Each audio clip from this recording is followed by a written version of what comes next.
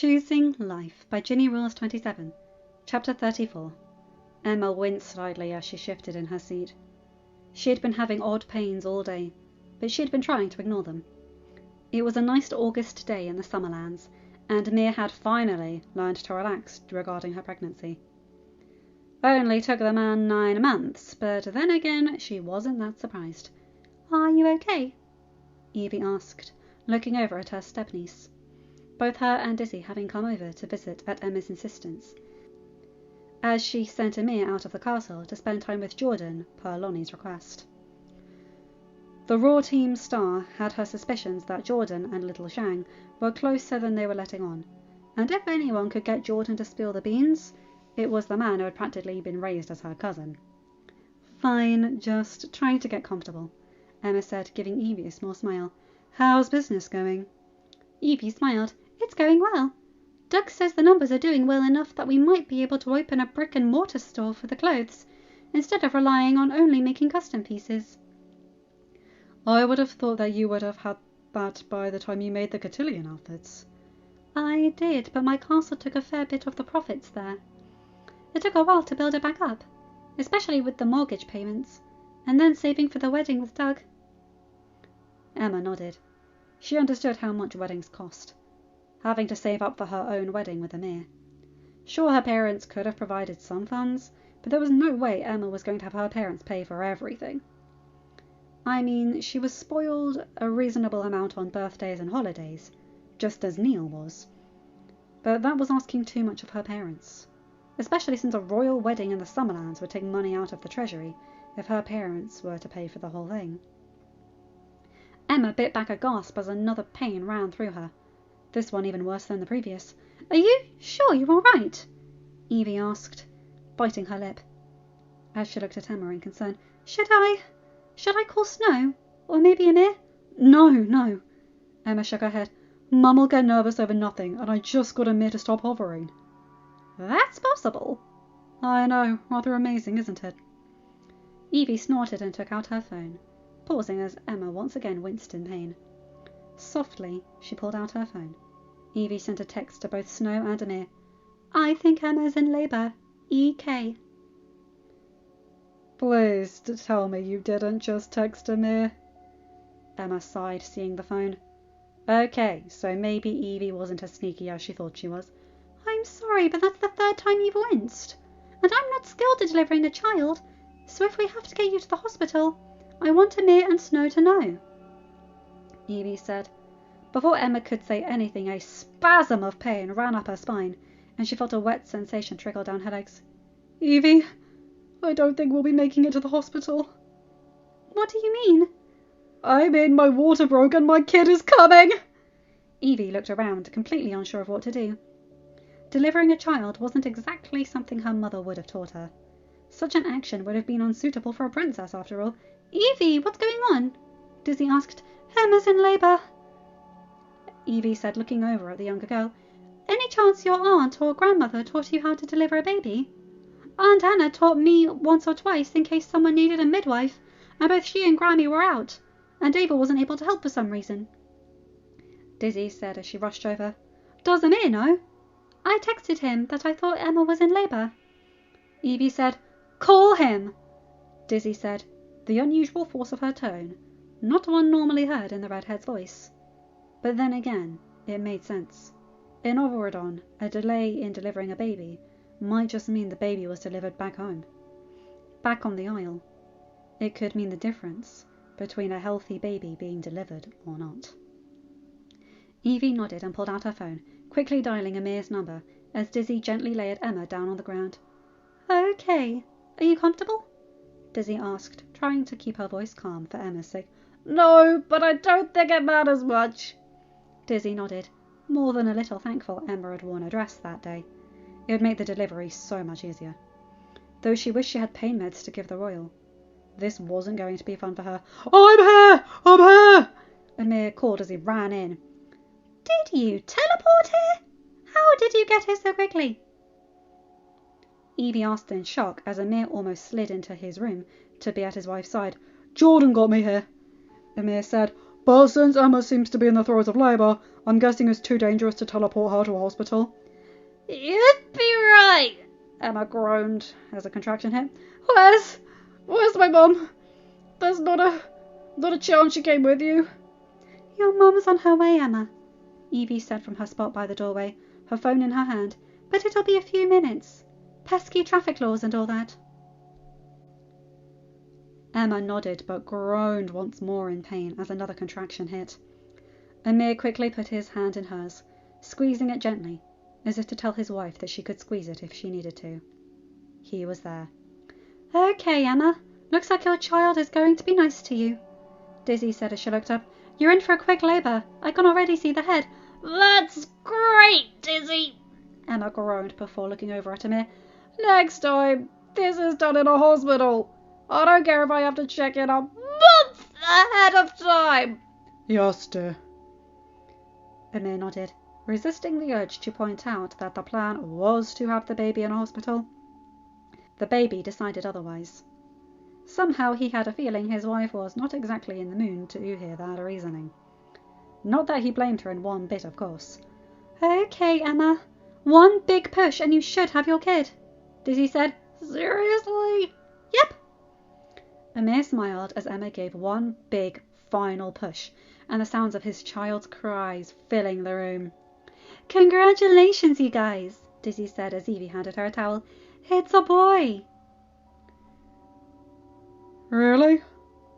Well, guess we've given Wyatt, Marcos, Maurice, Percy and Elliot another guy playmate. Wyatt? Emma asked, her voice slightly faint. Wyatt, Robin and William's eldest. Amir said, frowning a little in worry. Remember? He was born like 2 years ago. Amir, when you give birth without an epidural, then you can see what you remember and what you don't. Especially concerning another couple's kid, Emma said, shaking her head. And now, if you don't mind, Dizzy, I'd like to hold my son. Of course not, Dizzy said with her typical face-splitting grin as the baby cooed happily in her arms. Here you go.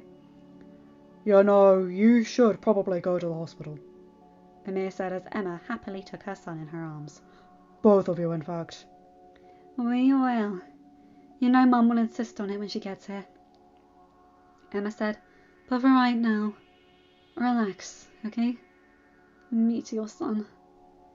Get me some pillows to prop against so I'm not holding myself up by my arms. Actually, if you could move me to the couch, Amir, that would be perfect. One couch coming right up. Hey, Evie, Dizzy, could one of you take my son from my wife's arms for a moment? I don't want to risk dropping him.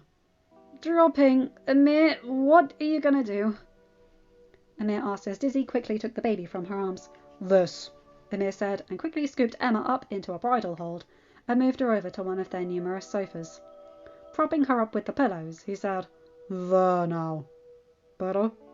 Loads, actually, Emma said with a small smile. I should be okay for now. Hold your son, dear. Amir chuckled. Gladly. Here you go, Dizzy said, handing the baby to the proud father. You want me to call Ben for you? I'm honestly surprised he hasn't jumped at the chance to do that himself, Evie chuckled as she walked back into the room.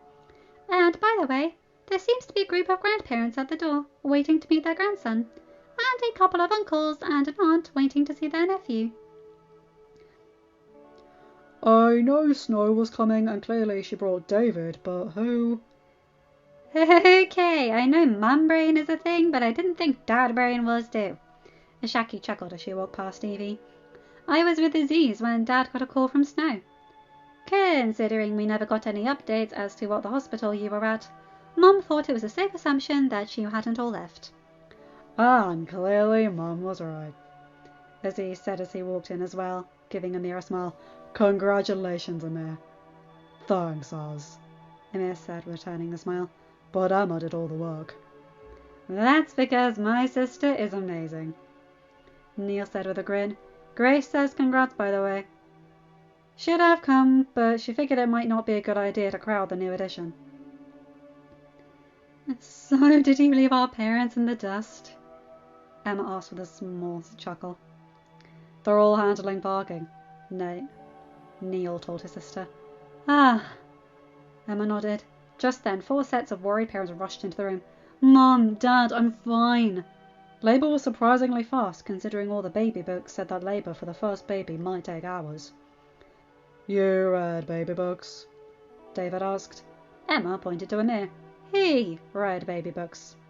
Ah, that makes more sense. Amir shrugged as softly as he could with his son still in his arms.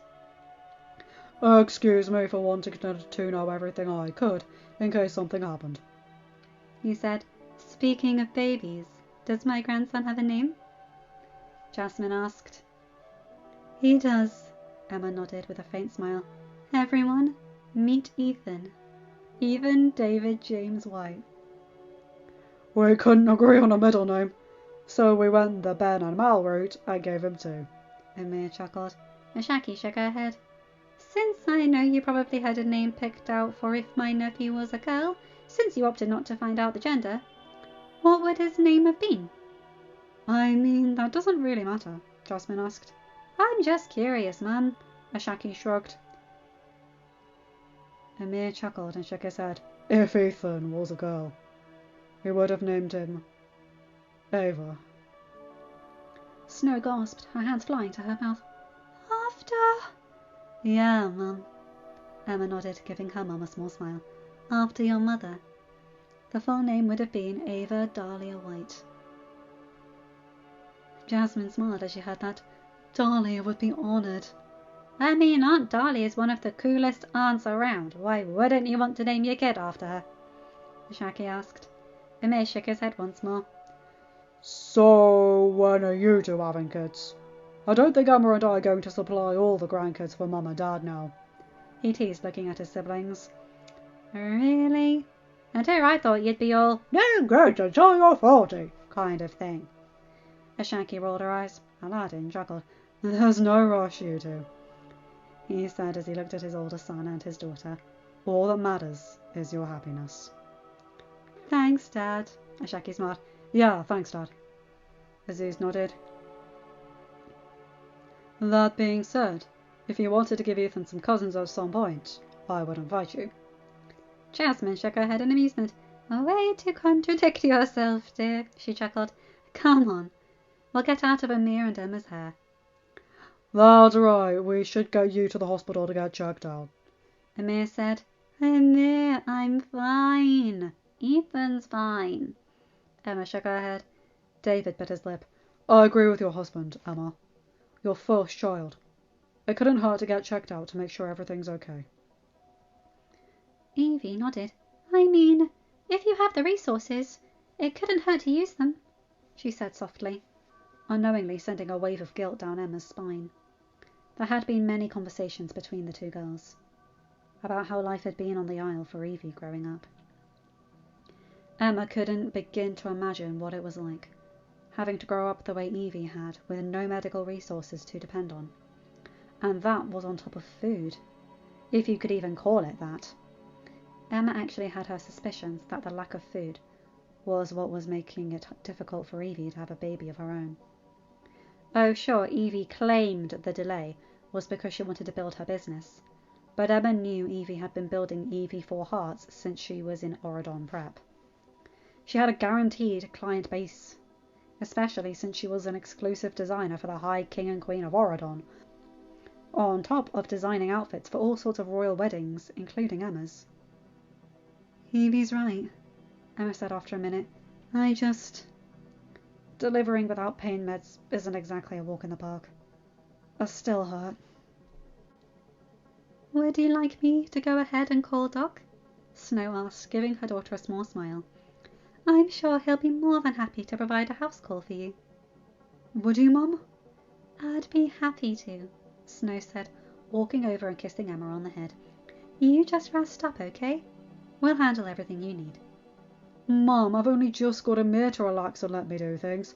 Hey, I'm not that bad, Amir exclaimed as Ethan cooed in his arms. Emma snorted. Agree to disagree there, Amir. And I'm sure Ben would as well. I'm actually surprised you haven't jumped at the chance to call him. Well, I will. Just as soon as I get Ethan some food and make sure you're okay. Amir told her. Yes, Ben was his brother in all but blood, but Emma was his wife, the mother of his child. He would always be close to Ben, but Ben was a father too. He'd know that Amir's priorities would have changed. Besides, he'd call that night so he could tell both Ben and Akio at the same time. What? He was only human after all. End of chapter. Hi guys, hope you enjoyed that one. Oh, I like that one. Yay, Emma and Amir have had their baby. I guess by Once Upon a Time standards, he would have been Henry, but as neither of them have a name beginning with an H, makes sense. Speaking of which, why was Amir's name beginning with an E? I mean, Jasmine, Aladdin. We don't know the Sultan's name, or either of their mums' names, and the granddad is Qasim. So where did E come from? I don't know. Anyway, you guys know the drill. Like, comment and subscribe and hit that bell to get notified for whenever I upload a new video. Have a good day, night, or whatever time zone you're in. Bye my guys, gals and non-binary pals. I'll see you in another video. Take care.